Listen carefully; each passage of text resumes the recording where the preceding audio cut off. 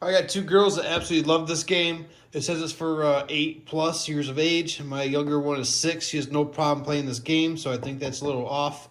It is for players 2 to 6. The 2 players are a little bit boring to me, but once you start getting into 4 or 6 players, it's a little more fun. You do need to be paired for this game. All right, so I do have more of these chips. I did not get them all out. I'll show you what those are in a second.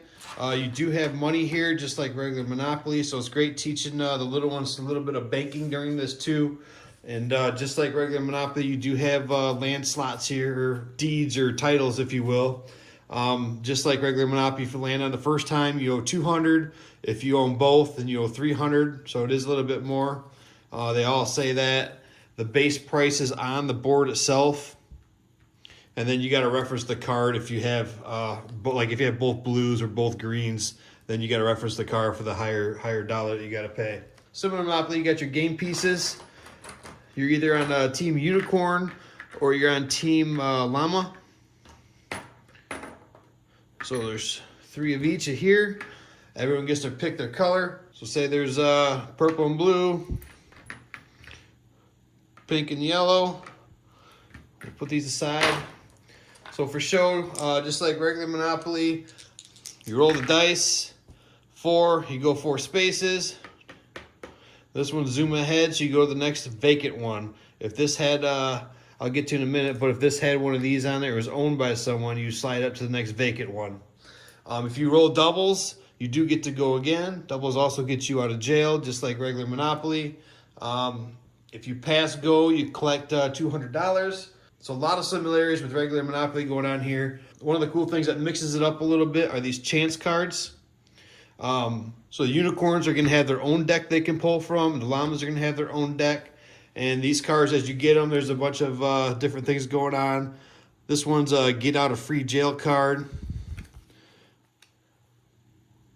This one's advance to the cutest babies, which is a piece on the board here. So you advance here, you could either buy it for 100, or you have to pay the person 100, or you can upgrade it. I'll get to that in a second. But there's some better ones here too. Summon any player to your space. They must follow the rules of that space. You can force someone to go somewhere.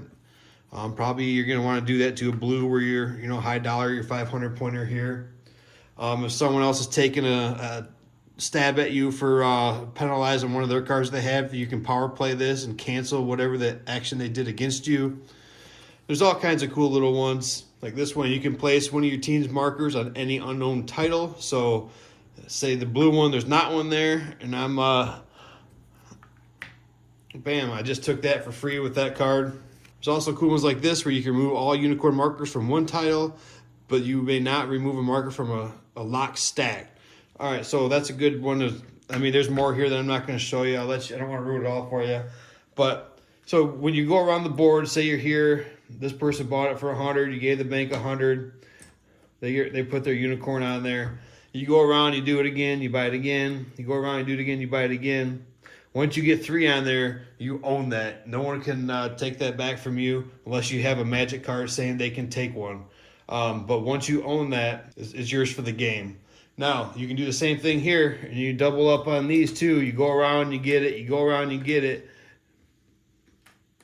Now you own both. No one can take either of them. Plus, you are paying the premium. On that light blue, the premium is $200 instead of 1 when you land on it. I wouldn't typically go for that. I'd go for more of these ones where you're getting 500, and instead of 500, the tribute card is 600. So you had to pay 600 if you land on these if you own both of them. So if this guy had one here and here, and you rolled and you landed on it, you had to pay this guy 600, this team 600. So it's a really cool game. I think I mentioned you can go to jail. You can pay to get out of jail with cash if you have the cash, or you got to roll doubles. Or I think you got to go around 3 times. If you go around 3 times, you miss a turn 3 times, then you get out of jail that way too. So when you start out, each team gets $2,000. So I used to do a 500 and then the rest in ones. You can split up the denominations however you want, but I try to do more ones just to make the kids think a little bit more on the math.